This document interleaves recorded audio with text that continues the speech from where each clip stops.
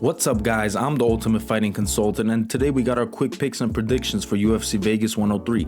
Now last week didn't go our way, so we're looking to bounce back here, and if you want my bets for this card and future cards, make sure to hit that link down below. Use code VIP for 50% off the monthly price.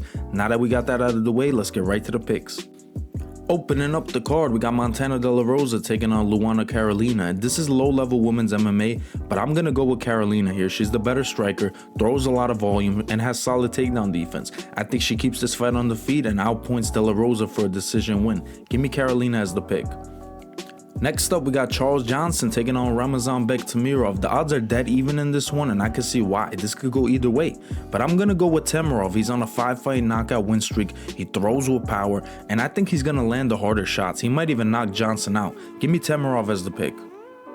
Next up, we got Andrea Lee taking on JJ Aldrich, another low-level women's MMA fight. But I'm gonna go with Aldrich. She has solid boxing, she mixes in takedowns well, and she has good top control when she gets it to the ground. I think she's more well-rounded, and she should get the win. Give me JJ Aldrich as the pick. Next up, we got Lucas Almeida taking on Danny Silva. Almeida is the underdog here, but I think he's got a solid chance. He's the more experienced fighter, he's faced tougher competition, and he's a proven finisher. Silva is a solid striker, but Almeida throws with serious power, and I think if he pressures Silva and turns this into a brawl, I think he's gonna land the bigger shots and could even find the finish. Give me Almeida as the pick.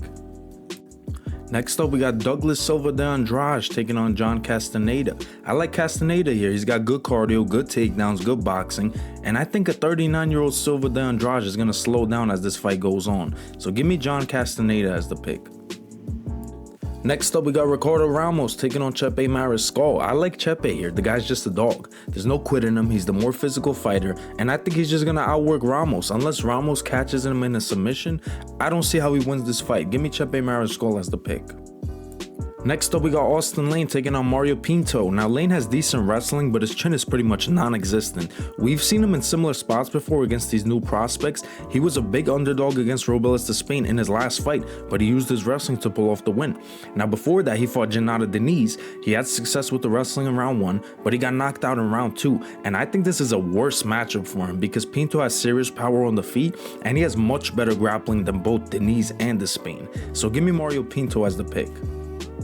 Next up, we got Danny Barlow taking on Sam Patterson. I like Barlow here. He's the way better striker. I see him landing the bigger shots and either putting Patterson away or winning a clear decision. Now, Patterson is coming off back-to-back sub wins, so maybe it wouldn't be a terrible idea to hedge by taking Patterson by sub, but give me Danny Barlow as the pick. Next up, we got Hyder Amil taking on William Gomis. Now, Gomis is the more technical striker with solid defense and a cleaner overall game. Amil, on the other hand, he likes to load up on his shots and really pressure his opponents. But I think Gomis stays composed, picks his shots, and outclasses him on the feet. Give me William Gomis as the pick. Next up, we got Nasrat Haqparast taking on Esteban Ribovics. Now, Ribovics, he's a power puncher. He really loads up on his shots and throws big. And to be honest, I don't see why he's this big of a favorite. I think people forget his fight against Zell Huber was a close-ass fight. Yeah, he rocked Zell Huber a couple of times, but he got rocked a couple of times too. And I think against a polished striker like Nasrat Haqparast, this fight could be very close. And in that case, I'm not going to take Esteban Ribovics at 3-1 odds.